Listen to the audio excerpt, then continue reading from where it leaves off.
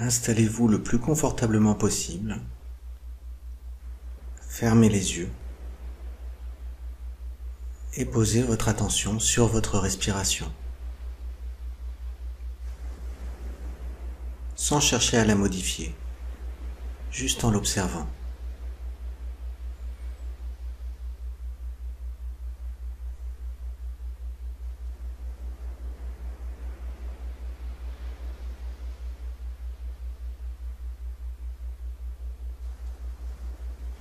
Ce qui est intéressant, c'est que même quand on ne cherche pas à modifier sa respiration, le simple fait de l'observer la change.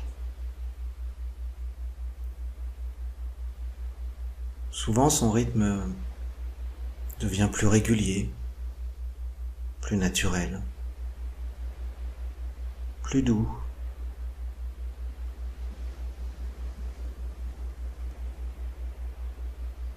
Globalement, la respiration commence à se calmer. Et bien sûr, quand la respiration se calme, le corps peut commencer à se détendre. Alors c'est pas instantané, bien entendu.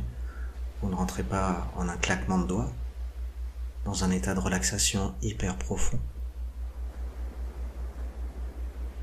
Mais c'est comme si chaque respiration emmenait avec elle des tensions, leur permettait de s'évaporer, de s'évanouir. Et ainsi, de respiration en respiration, de relâchement en relâchement, il y a des parties du corps qui deviennent plus lourdes, d'autres qui se font oublier.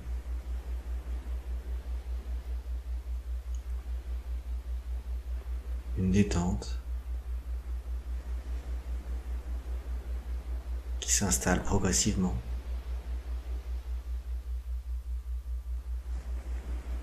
Même des parties qui s'endorment.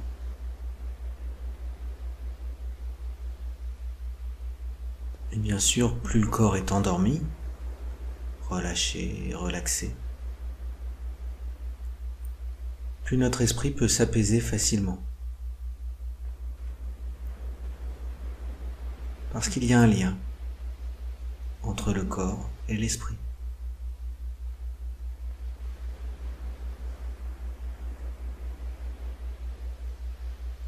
Et au niveau de notre esprit, c'est un peu comme si c'était une eau qu'on avait agitée pendant un moment et qu'on laissait désormais au calme. Et alors, le mouvement qui ralentit jusqu'à finir par s'arrêter. Les bulles qui étaient dans l'eau qui percent à la surface. Les éventuelles particules en suspension qui se redéposent tranquillement au fond. Et l'eau redevient translucide, limpide, avec sa surface plane, comme l'eau d'un lac de montagne, par une journée sans vent. Et pour atteindre cet état d'esprit plus apaisé, ce corps plus endormi, cette respiration plus calme, vous avez juste posé votre attention sur votre respiration et vous vous êtes laissé porter par le son de ma voix.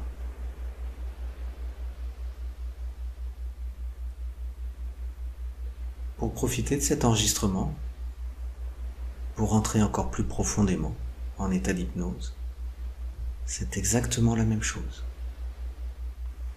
Vous n'avez rien de spécial à faire. Aucun effort de concentration à fournir. Vous n'avez pas besoin de vous concentrer sur ce que je dis. Pas besoin d'écouter avec attention, d'essayer de retenir ou de comprendre, ou de créer des images.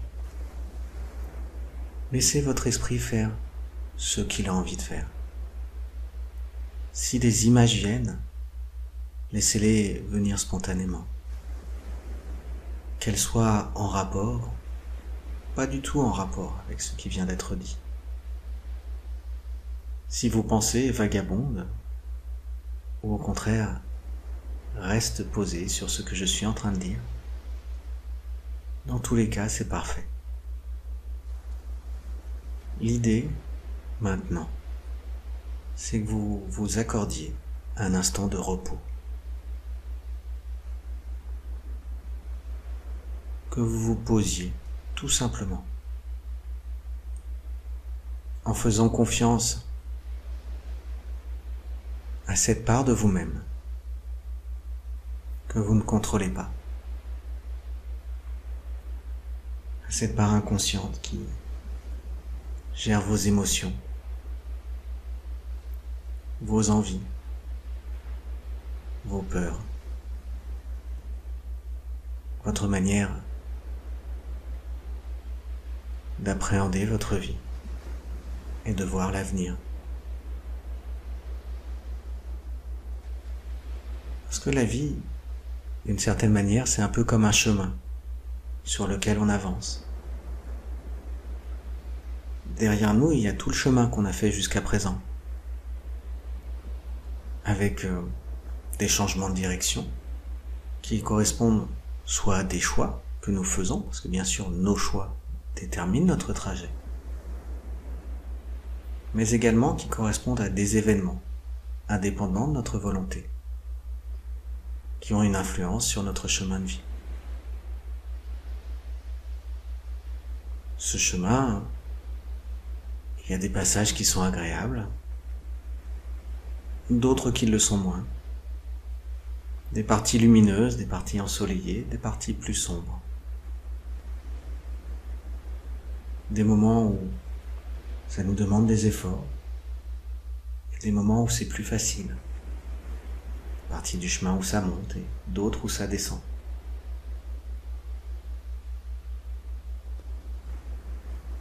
Pour beaucoup d'entre nous, ce chemin, il a radicalement changé il y a très peu de temps. Les événements récents qui ont une influence sur chacun d'entre nous, sur notre vie sociale, sur notre vie professionnelle, sur notre vie familiale, ont créé un changement de direction que nous n'avions pas prévu, que nous ne pouvions pas prévoir. Et ce chemin-là, pour beaucoup d'entre nous,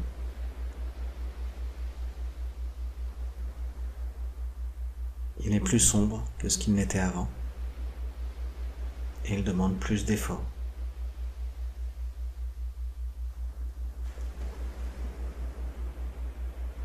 Ce qui en soi est désagréable,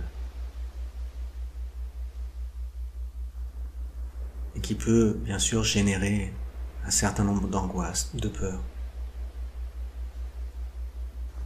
La peur, c'est une émotion tout à fait naturelle que notre esprit envoie. Quand il anticipe quelque chose de désagréable, mais également quand il ne peut pas prévoir, quand il n'a pas de visibilité. Et aujourd'hui, nous venons de pénétrer dans un chemin complètement inconnu. Et nous n'avons que très peu de visibilité. Nous ne savons pas quand tout ça va s'arrêter.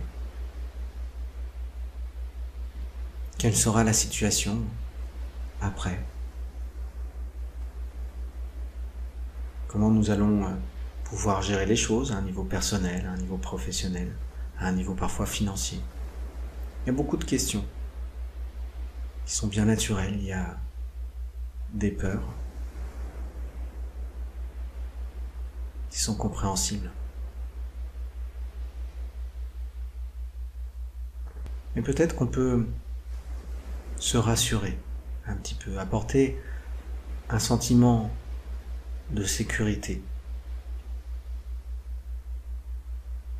se projetant sur ce que nous savons. Il y a énormément de choses que nous ne savons pas. Mais nous savons beaucoup de choses également. Ce que nous savons, c'est que cette situation, elle va prendre fin. Nous ne savons pas quel jour précisément. Si ça sera dans quelques jours, quelques semaines ou un peu plus. Mais il y a un moment, dans cette ligne du temps, sur ce chemin de vie, où nous sortons de cette zone de tempête, cette zone de bouleversement, ce tunnel.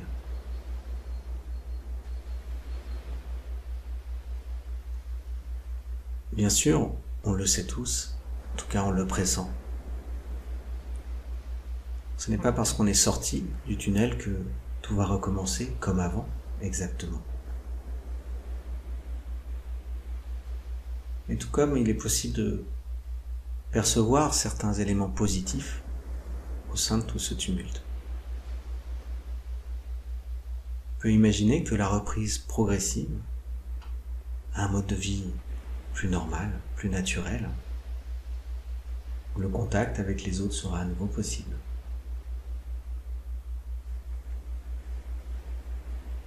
Se fera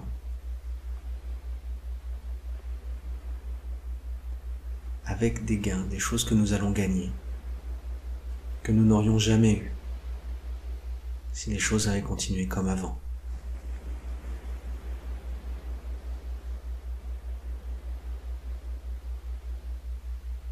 Quoi qu'il en soit, quels que soient les bénéfices que tout un chacun pourra retirer de cette expérience, qui nous aura sans doute tous fait grandir. L'important, c'est que tout ça va avoir une fin, que ça, c'est une certitude. Que le confinement va se terminer. Que notre vie va reprendre son cours. Alors bien sûr, aujourd'hui, nous avons tous chaque journée à passer, à gérer des situations auxquelles nous n'étions pas habitués.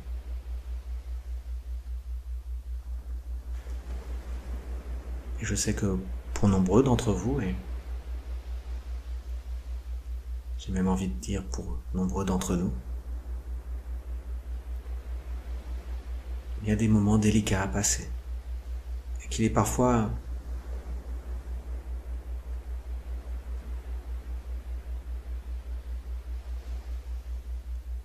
loin d'être évident de prendre du recul. Peut-être que ça peut se faire grâce à cette image du chemin. Imaginez que vous preniez de la hauteur, que sur ce chemin que vous étiez en train d'arpenter, vous vous envoliez suffisamment haut pour pouvoir voir tout le chemin que vous avez fait jusqu'à présent. Jusqu'au moment où, assez récemment, il y a quelques jours de cela, il s'est complètement transformé. D'une manière que vous n'attendiez pas et vraiment désagréable.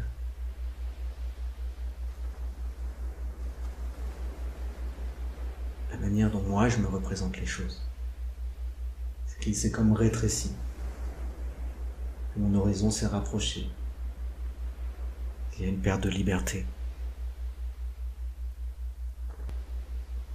Pour moi, ces jours, bien qu'il fasse une météo relativement clémente, sur mon chemin sont plus sombres que ceux qu'il y avait avant.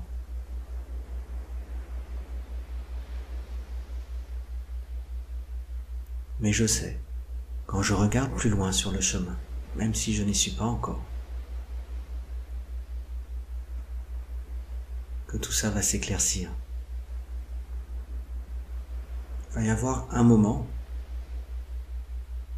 où il va s'élargir à nouveau. Je vais avoir beaucoup plus de liberté. Où je vais retrouver la chaleur des contacts qui m'ont tant manqué. D'une certaine manière, y penser, c'est déjà y être. D'une certaine manière, je suis déjà le jour de la fin du confinement. Je peux aller voir des gens que j'aime, les embrasser, les serrer dans mes bras. Avoir même des embrassades avec des personnes que je n'avais jamais prises dans mes bras. Retrouver ce contact, cette chaleur. Je ne sais pas quel jour ce sera, mais je sais que ça va arriver. Finalement, à ce moment-là, je me rends compte encore plus à quel point toutes ces personnes-là, tous ces contacts m'ont manqué. Et à quel point il est important de les préserver.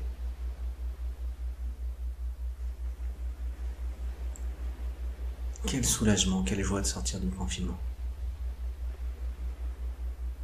D'être libre à nouveau, de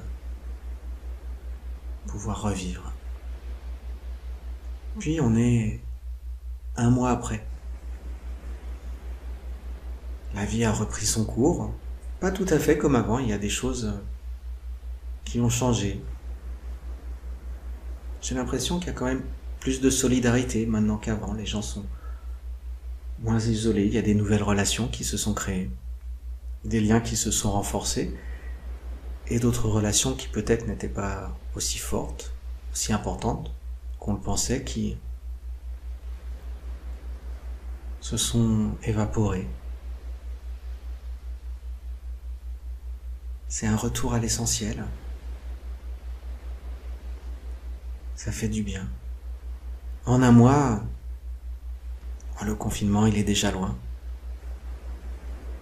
Bien sûr, il y a encore des choses qui se remettent en place doucement, mais on est bel et bien sorti du tunnel et ça va dans la bonne direction.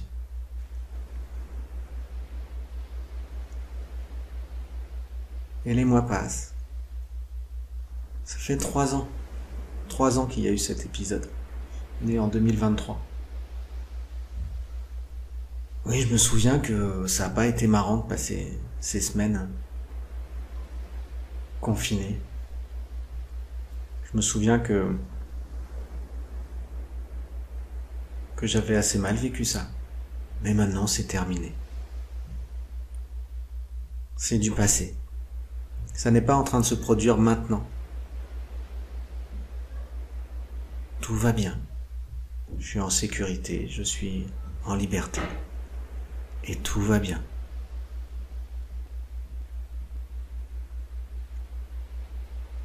Et on est dans 30 ans.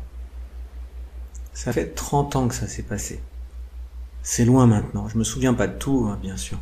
Je me souviens que ça avait pas été marrant. Après, avec le temps, ce qui me reste, c'est aussi des bons souvenirs. Des choses qui ont changé de manière positive, et ce qui me reste aussi, c'est que finalement, on en est sorti. Quand je repense à celui que j'étais à cette période-là, qui a vécu ça, c'est comme si je pensais à une version un peu obsolète de moi-même. C'est celui que j'ai été, c'est sûr, mais c'est plus du tout celui que je suis. Tout ça, c'est terminé, ça fait partie de l'histoire. Quand j'y repense, c'est un peu comme si je repensais à mon premier chagrin d'amour. Je pourrais même en sourire. Tellement c'est loin. Et j'ai des histoires à raconter avec ça. Finalement, aujourd'hui tout va bien. Et sur toute ma vie, ces quelques semaines-là, quand je prends de la hauteur, quand je prends du recul, c'était une toute petite période, presque une anecdote.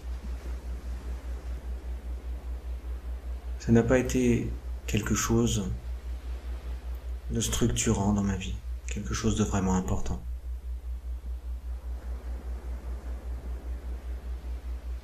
C'est un peu comme quelque chose de désagréable qui a été fait et qu'on laisse derrière soi, sans y penser, en sachant que c'est du passé. Finalement, si maintenant, avec cette connaissance-là, ce ressenti-là, une force supérieure me transportait à nouveau en 2020,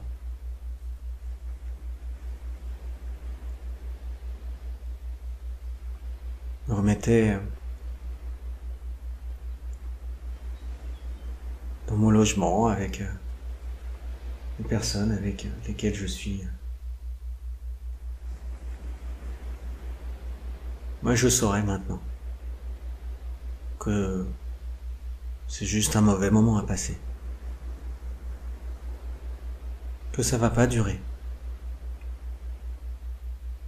et que finalement il y a peut-être des choses à tirer de cette situation.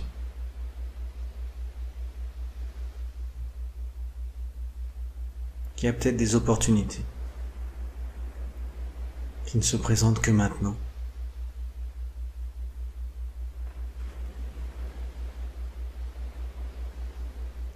Des occasions.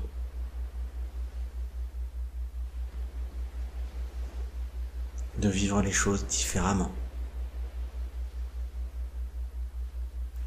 Alors j'ai maintenant laissé votre inconscient terminer de faire tout ce qu'il a besoin de faire pendant cette séance. Terminer de mettre en place tout ce qu'il a besoin de mettre en place. Et une fois que ça sera terminé, chaque respiration va vous réveiller de plus en plus. Lorsque vous sentirez que le travail est terminé, que vous êtes bien réveillé et que vous pouvez ouvrir les yeux, alors vous pouvez ouvrir les yeux à votre rythme.